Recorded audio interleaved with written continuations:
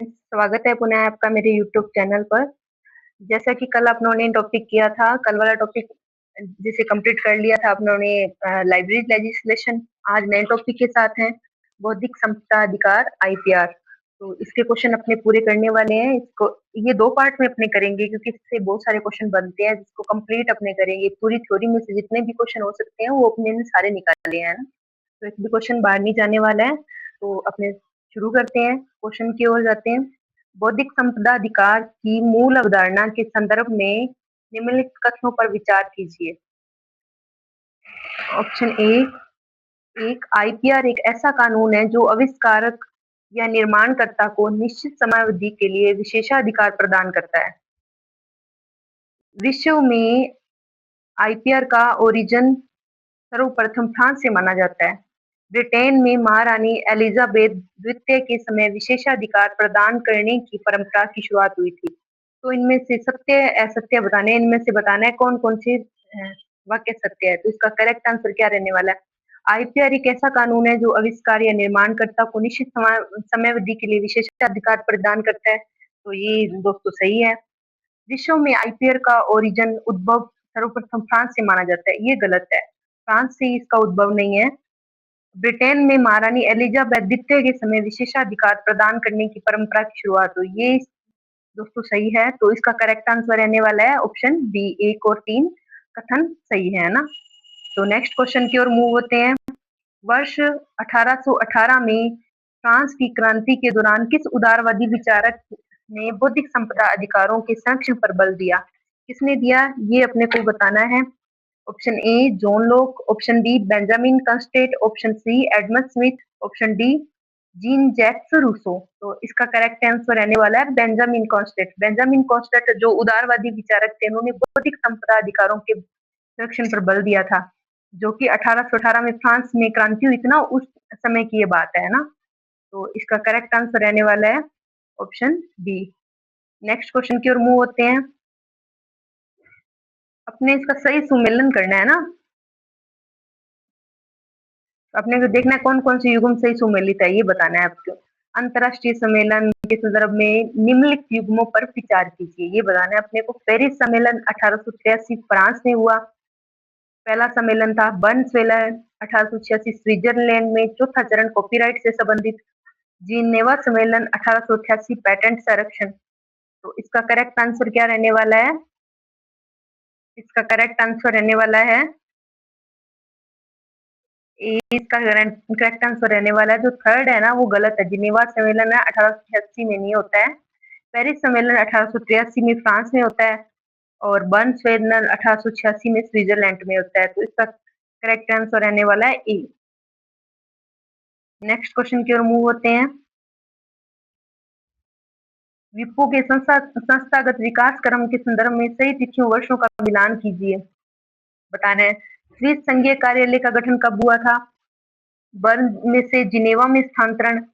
विपो नामकरण का एक आधिकारिक स्थापना कब हुई थी, ये देखना है अपने को ना।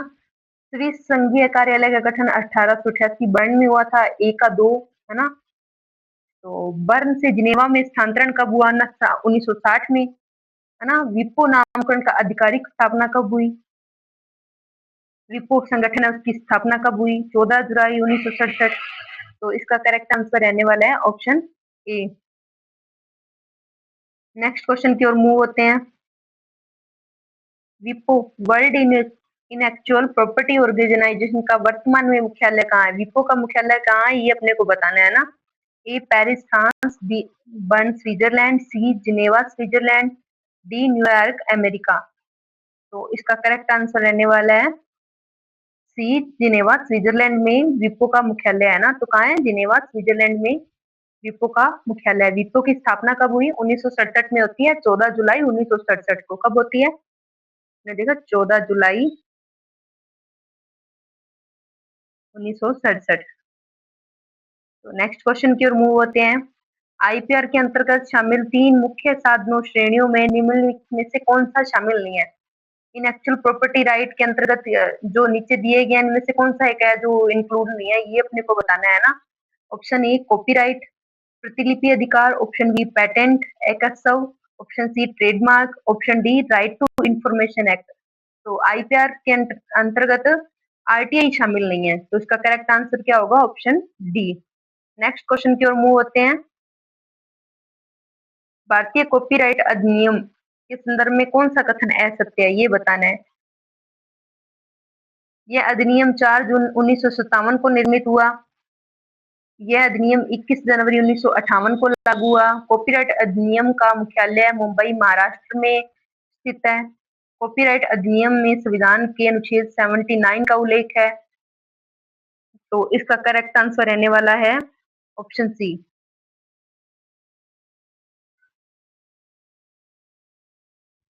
नेक्स्ट क्वेश्चन की ओर मूव होते हैं।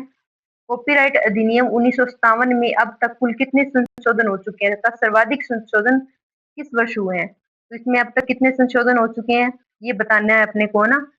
तो 6 संशोधन वर्ष 2010 में, 8 संशोधन वर्ष 2012 में, 10 संशोधन वर्ष 2022 में, 5 संशोधन वर्ष 1994 में। तो इसका करेक्ट आंसर क्या रहने वाला है, ये अपने को बताना है। इसका करेक्ट आंसर ये होगा 8 संशोधन हुए हैं वर्ष 2012 में, है ना। तो सर्वाधिक संशोधन कब हुए? 2012 में हुए हैं। अब तक कितने हो चुके हैं? 8 संशोधन हो चुके हैं ना। नेक्स्ट क्वेश्चन की ओर मूव होते हैं। डिजिटल क्षेत्र में कॉपीराइट संरक्षण हेतु वर्ष 1998 में कौन सा कानून बनाया गया? DMCA, digital millennium copyright act, विपो digital protection act, cyber copyright act, digital property right act. तो ये अपने को बताना है कौन सा बनाया गया डिजिटल क्षेत्र में कॉपीराइट को सुरक्षित करने के लिए 1998 में जो बना, तो कौन सा बनाया गया कानून? डीएमसीए, जैसे कि अपने को नाम से ही पता चल रहा है, digital digital millennium copyright act. इसका करेक्ट आंसर रहने वाला है ऑप्शन ए। नेक्स्ट क्वेश्चन की ओर मूव होते हैं। भारत में किसी एकल लेखक रचनाकार की मृत्यु के पश्चात कॉपीराइट कितने वर्षों तक प्रभावी रहता है, ये अपने को बताना है। कितने वर्षों तक प्रभावी रहता है कि एक राइटर हो किसी बुक या किसी भी कृति का और उसकी डेथ हो जाती है, उसके बाद कितने सालों तक कॉपीराइट प्रभावी रहता है, लागू रहता है, कि उसका अधिकार रहता है उसके ना। तो ये अपने को बताना है। 50 वर्ष, 60 वर्ष, 70 वर्ष, जीवन पर्यंत यानी 100 प्लस वर्ष। तो इसका करेक्ट आंसर क्या रहने वाला है? भारत में इसकी अवधि मृत्यु पश्चात 60 वर्ष है, जब एक राइटर हो ना। तो इसका करेक्ट आंसर रहने वाला है बी। नेक्स्ट क्वेश्चन की ओर मूव होते हैं। 2 या 2 से अधिक सह लेखक जॉइंट ऑथर्स की स्थिति में भारत में कॉपीराइट संरक्षण की अवधि की गणना कैसे की जाती है? इसमें बताया है कि अगर कोई बुक है या फिर कोई भी कृति है, उसकी 2 राइटर है, एक नहीं है 2 है ना। तो इसमें कॉपीराइट संरक्षण की अवधि क्या रहेगी ना, तो ये बताना है। प्रथम लेखक की मृत्यु से 60 वर्ष तक, अंतिम लेखक की मृत्यु के 60 वर्ष बाद तक, और पुस्तक के प्रथम प्रकाशन वर्ष से 50 वर्ष तक, सभी लेखकों की मृत्यु के तुरंत बाद समाप्त हो जाता है। तो इसका करेक्ट आंसर रहने वाला है ऑप्शन बी। अंतिम लेखक की मृत्यु के बाद 60 वर्षों तक मान्य रहता है कि पहला एक ऑथर पहले मर चुका है, मान लो कोई 20 साल पहले मर चुका है ना, एक 20 साल बाद मरता है ना, तो उसके बाद ना उसकी डेथ के ना 60 वर्ष के बाद तक वो प्रभावी रहेगा कॉपीराइट एक्ट। ये फर्स्ट ऑथर की डेथ तक से काउंट नहीं होगा, सेकंड ऑथर की डेथ तक काउंट होगा, ये वहां से काउंट हो गया ना। तो इसका करेक्ट आंसर रहने वाला है ऑप्शन बी। नेक्स्ट क्वेश्चन की ओर मूव होते हैं। अमेरिका में वैश्विक स्तर पर सामान्यतः कॉपीराइट की अवधि लेखक की मृत्यु के कितने वर्षों तक लागू रहती है? अमेरिका और अन्य राज्यों में कब तक लागू रहती है कि लेखक की मृत्यु हो जाए, कहाँ तक वो प्रभावी रहता है कॉपीराइट एक्ट, है ना। तो ये अपने को बताना है। ऑप्शन ए 50 वर्ष तक, ऑप्शन बी 60 वर्ष तक, ऑप्शन सी 70 वर्ष तक, ऑप्शन डी 80 वर्ष तक। तो इसका करेक्ट आंसर रहने वाला है ऑप्शन सी 70 वर्ष तक। वर्ल्ड लेवल पे अमेरिका में कॉपीराइट की अवधि 70 वर्ष तक प्रभावी रहता है ये कॉपीराइट एक्ट। नेक्स्ट क्वेश्चन की ओर मूव होते हैं। कॉपीराइट अधिनियम के उल्लंघन पर दंडात्मक प्रावधानों के संदर्भ में सही युग्म पहचानिए, ये अपने को बताना है ना। 1 वर्ष का कारावास, 1 लाख जुर्माना, 2 वर्ष का कारावास, 2 लाख जुर्माना, 3 वर्ष का कारावास, 5 लाख जुर्माना, 5 वर्ष का कारावास, 10 लाख जुर्माना। तो इसका करेक्ट आंसर रहने वाला है 2 साल की तो जेल रहने वाली है और 2 लाख रुपए जुर्माना ना। जब भी कोई कॉपीराइट नियमों का उल्लंघन करता है तो उसकी इस सजा का प्रावधान दिया हुआ है ना। तो नेक्स्ट क्वेश्चन की ओर मूव होते हैं। कथन ए एवं कारण आर पर विचार कीजिए ना। पेरिस सम्मेलन 1883 तथा बर्न सम्मेलन 1886 दोनों का संबंध कॉपीराइट संरक्षण से है। बर्न सम्मेलन में विशेष रूप से कॉपीराइट को ही मुख्य एजेंडे के रूप में शामिल किया गया है। ये अपने को इनका आंसर बताना है। ऑप्शन ए और आर दोनों सत्य है, आर ए की सही व्याख्या करता है ना। और ऑप्शन बी ए और आर दोनों सत्य है परंतु आर ए की सही व्याख्या नहीं करता। ऑप्शन सी ए सत्य परंतु आर असत्य है। ऑप्शन डी ए असत्य परंतु आर सत्य है। तो इसका करेक्ट आंसर रहने वाला है ए और आर दोनों सत्य है। आर ए की सही व्याख्या करता है। पेरिस सम्मेलन 1883 में हुआ था, जो बर्न सम्मेलन 1886 में, ये दोनों ही कॉपीराइट रिलेटेड है। और बर्न सम्मेलन में कॉपीराइट को ही मुख्य एजेंडे के रूप में शामिल किया गया। ये दोनों बातें सही है, तो इसका करेक्ट आंसर रहने वाला है ऑप्शन ए। नेक्स्ट क्वेश्चन की ओर मूव होते हैं। पेटेंट एक्ट के संदर्भ में निम्नलिखित में से कौन सा कथन सही है, ये बताना है। ये केवल दो निजी संपत्तियों के बीच का समझौता है। यह रचनाकर्ता, निर्माणकर्ता तथा सरकार के मध्य समझौते का प्रमाण पत्र है। ये बिना किसी समयावधि के जीवन भर के लिए दिया जाता है। इसका संबंध केवल साहित्य रचनाओं से है। इसका करेक्ट आंसर क्या रहने वाला है, ये अपने को बताना है। तो जैसे अपने को पता ही है, ये निर्माणकर्ता तथा सरकार के मध्य एक समझौते का प्रमाण पत्र है। गवर्नमेंट और जो कोई भी कृति को बनाने वाला है, उनके सरकार के बीच में ये समझौते का एक प्रमाण पत्र है। क्या? पेटेंट। ये याद रखना है अपने को। इसका करेक्ट आंसर रहने वाला है ऑप्शन बी। नेक्स्ट क्वेश्चन की ओर मूव होते हैं। पेटेंट समझौते की सामान्यतः अधिकतम समय अवधि कितनी निर्धारित की गई है? पेटेंट की समय अवधि कितनी है? अपने पीछे उसकी देखी है, आईपीआर में देखी है, बौद्धिक संपदा की लेखक की मृत्यु के बाद भारत में कितनी है? 60 वर्ष है। तो अब अपने पेटेंट की देखते हैं, पेटेंट की अवधि कितनी रहती है समझौते की। ऑप्शन ए 10 वर्ष, ऑप्शन बी 15 वर्ष, ऑप्शन सी 20 वर्ष, ऑप्शन डी 30 वर्ष। तो इसका करेक्ट आंसर रहने वाला है ऑप्शन बी। पेटेंट की समय अवधि 20 वर्ष है।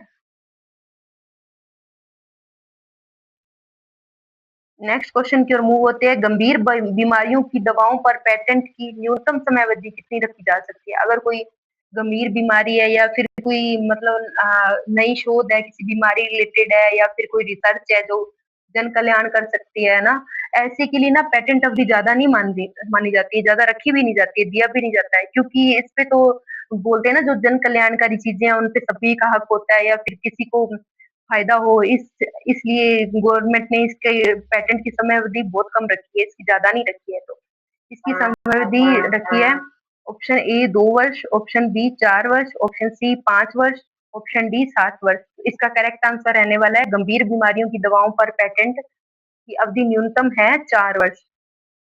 इसका करेक्ट आंसर रहने वाला है बी।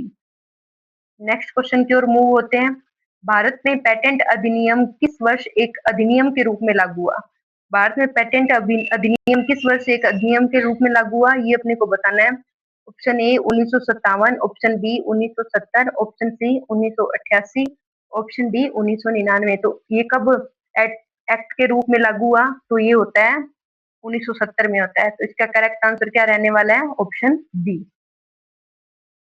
नेक्स्ट क्वेश्चन की ओर मूव होते हैं। भारत में पेटेंट इंफॉर्मेशन सिस्टम पेटेंट सूचना प्रणाली का मुख्यालय कहाँ स्थित है? मुंबई महाराष्ट्र, नागपुर महाराष्ट्र, नई दिल्ली, कोलकाता, पश्चिम बंगाल। तो पेटेंट का कार्यालय कहाँ है? पेटेंट इंफॉर्मेशन सिस्टम का कार्यालय कहाँ है? तो इसका अपने को पता ही है। इसका आंसर रहेगा ऑप्शन बी, नागपुर महाराष्ट्र में इसका हेडक्वार्टर है ना। नेक्स्ट क्वेश्चन की ओर मूव होते हैं। पेटेंट कार्यालय पेटेंट ऑफिस के मध्य पेटेंट कार्यालय पेटेंट ऑफिस के भारत स्थित 4 क्षेत्रीय कार्यालयों को उनकी दिशा के क्षेत्र में सुमेलित करना है ना। पूर्व में कौन सा है, पूर्व में कौन सा है, और दक्षिण में कौन सा है, और पश्चिम में कौन सा है, उत्तर में कौन सा है ना। तो पूर्व में कोलकाता, और दक्षिण में रहने वाला चेन्नई, और पश्चिम में रहने वाला है मुंबई, और उत्तर में रहने वाला है दिल्ली। तो इसका करेक्ट आंसर रहने वाला है ए का 1, बी का 2, सी का 3, डी का 4। तो इसका करेक्ट आंसर रहने वाला है ए। तो आज की क्वेश्चन अपने यहीं समाप्त करते हैं। कल अपने इसी सीरीज के साथ वापस जुड़ेंगे। इस टॉपिक को कल अपने पूरा करेंगे, फिर नए टॉपिक के साथ आएंगे। तो दोस्तों आज का सेशन यहीं खत्म करते हैं। धन्यवाद।